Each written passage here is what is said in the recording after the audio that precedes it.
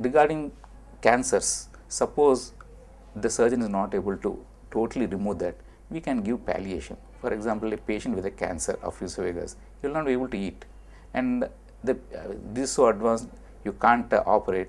At least we can help this patient by putting palliative stents. When we give the stents, patient is able to eat and eat normally.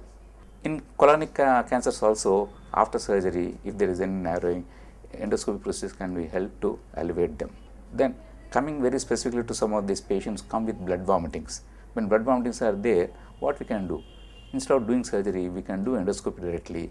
We can go to the place of bleeding. For example, it is a varix, we can do banding. For example, it's an ulcer bleed, we can cauterize it, or we can laser it, or we can band it.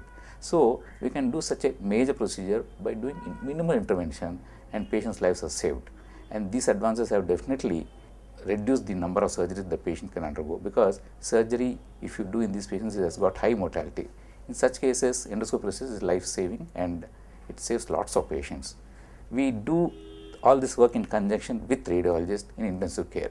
So it's a combined teamwork that is very important. It's not just that we are there, a teamwork from gastroenterologist, a surgeon, a theatre nurse, anesthetist, all of us, and physician, all of us work together in elevating all these problems. Small problems we can tackle at bedside, but major problems we work in a team. This is just a bird's eye view that I am giving and what I can do, and I am ready to answer any specific doubts that you have. I just now gave a bird's eye view of all the symptoms the patient can have, because he can have dyspepsia, he can have a major liver disease, or he can have emergency where he is admitted in hospital. For all these symptoms, should the patient come direct to gastroenterologist? No, it is not required. If a patient has got vague dyspeptic symptoms, abdominal discomfort of short duration, first and foremost thing, it is important that he should go to his personal physician or family doctor. The family doctor will evaluate, and if it is a small problem, they can take a good history and give proper medication.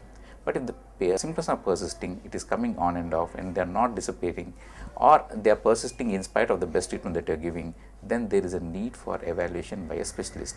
This is where we come in as a gastroenterologist. As a gastroenterologist, I will take your symptoms, go in detail and try to decide whether it is a minor problem or whether it is a major problem require further investigations.